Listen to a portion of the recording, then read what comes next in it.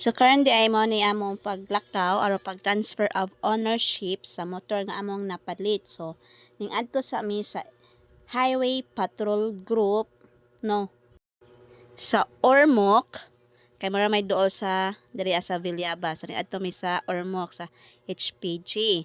So adto siya matuuran adto sa Barangay South. So naara makita ninyo dito unahan sa ospital sa OSPA. Straight lang ato nga dan. And then pangutana lang mo. So kanin siya dapita mo na ni siya. Nay nakabutang dang karatula nga padong sa police or Ormoc City Police. So man na siya katon upikas nga dan para police station to. Kani diri sa ubos mo na siya to padong sa HPG. So diha mi padong adto mi nagpa sa tanang mga requirements aron ma-transfer ang ownership sa motor sa among na palit. So mao ni diri dapita ang HPG sa Ormoc kana nga area kanan na ay arrow. Pag abot din sa office imo tong ipampas ang mga documents like original OR and CR, photocopy sa valid ID sa tag-iya nga imong napalitan nga naadunay signature. And then imo ikaw new owner apo kay ID. So imo tong pirmahan tulo ka signature sa ubos hasta katong daan nga tag-iya imo to papirmahan dito sa ubos sa iyahang ID.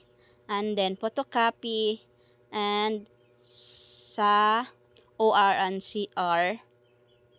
And then kung kay ba mo stencil, pa-stencil na lang mo. Kay mahalang pa stencil adto. And then pwede ra mo pa largo dito sa HPG mo bayad na lang mo sila ng bahala adto sa land bank. O mo na siya, pagbalik na mo na ni ang gihatag tanang mga documents. Ready na para transfer of ownership. So adto na pod mi ani sa LTO.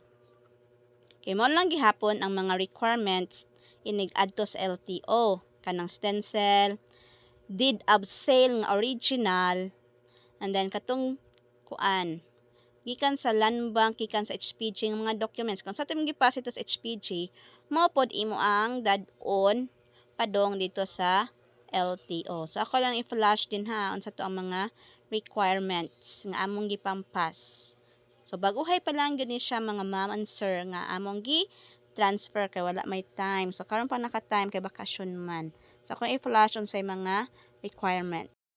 Pagka ma-i-add ko na po ni sa LTO pero una na mo i-add ko ang smoke test pa emission sa mi dito sa smoke emission. O di arami sa palumpon gihapon. O isa lang na ang among motor para sa smoke test. O 450 lang ang among nabayaran. Di man na magbayad sa mong smoke test, hinlargo mi dito sa insurance. So bayad ka insurance, pwede na to nimo ipabalhin ang imong name sa imong insurance nga ikaw na ang tag-iya. Kay na okay naman tong documents dito sa HPG. O pag abot dito sa insurance, bayaran nimo nga ipa-transfer na nimo ang insurance sa imong pangan pagkatima adto sa LTO. Pag abot sa LTO, ihatag tong tanang documents, iduol lang ka sa guard and then i-assess ka nila. And then huwat-huwat ka hantod ma-process na ang imuhang transfer of ownership.